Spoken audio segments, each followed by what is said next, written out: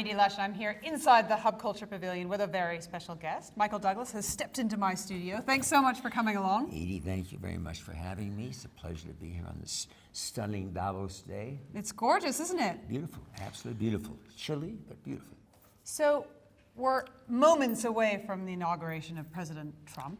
I wonder how surprised you were and how much fear you're looking to the weeks and months ahead. Right. Well, historically, I am a Democrat and have been a Clinton supporter. I'm close friends, I feel like, with the family.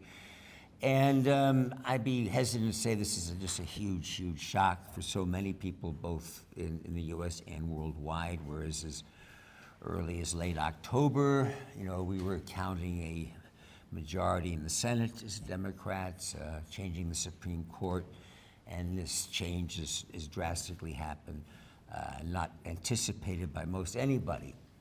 So there's a lot of shock involved. I personally know President-elect Trump, spent time with him, played golf with him.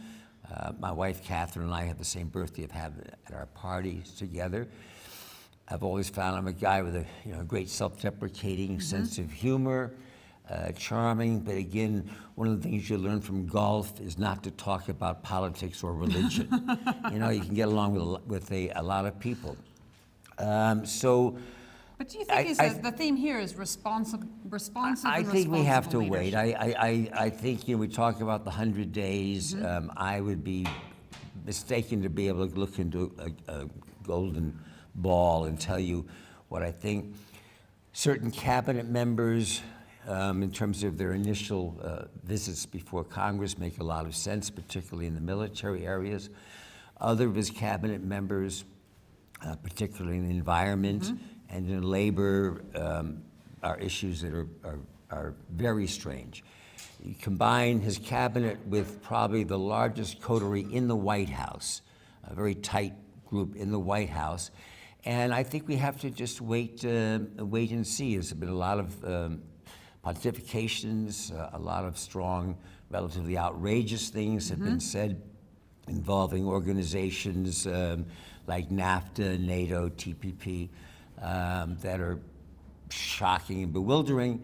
So I think we're going to have to wait for this first 100 days and see. It's definitely put our entire planet on a shaky basis. Interesting to see President Xi here at Davos on Monday talking about globalization and free trade, how he welcomes it, and the shoe's on the other foot. Yeah. So we'll see how this all plays out. He's not an idiot by any means, President-elect Trump. So I'll be curious to see what does play out.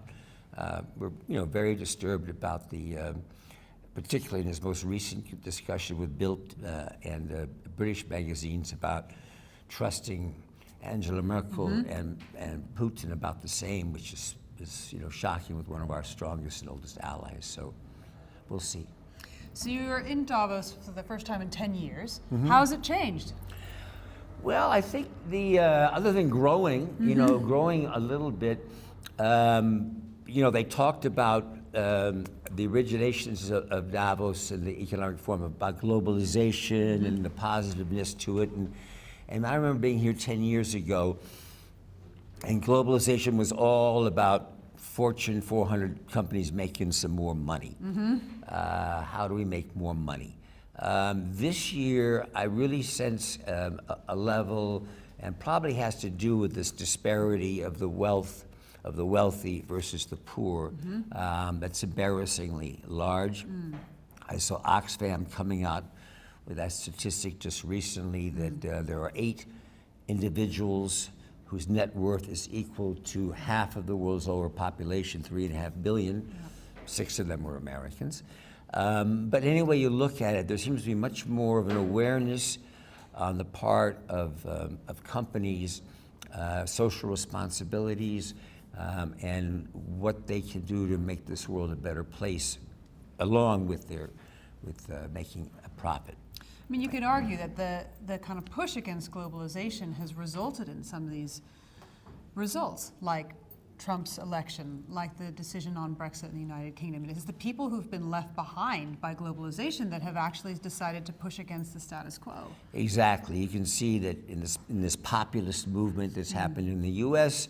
and is in the process of happening in Europe with the elections coming up now, and that there is a strong feeling, which is bringing in some interestingly different kind of governments. And you're right. I think it's going to be a direct reflection that the companies are feeling that. And so beyond globalization, maybe we ought to try to see what we can do to raise up the standard of living worldwide. Now, you mentioned climate change a little while ago. I wonder if you could just step back and, from your position, for example, when you're in Bermuda, what changes have you specifically seen that where you can actually see climate change making a difference? Well, one of the reasons why I'm here now, 10 years later, is to talk with your wonderful organization, Hub Culture, which has been a fascinating trip in terms of bringing these different companies together and finding a dialogue, and how Hub Culture goes to conventions around the world. We're everywhere. You're everywhere. You're everywhere. And smartly, you approached me because we have the America's Cup coming up in Bermuda in April, May, June of this year, which is going to be a spectacular event in Bermuda. We have not only the America's Cup is going on, we also have the tall ships. They're going to be there as well as what they call the J class, which is the old classical America Cup boats. And so I think your group thought it might be an interesting idea to set up a Hub Culture event. So we're in discussions about that possibility on a piece of property that I have.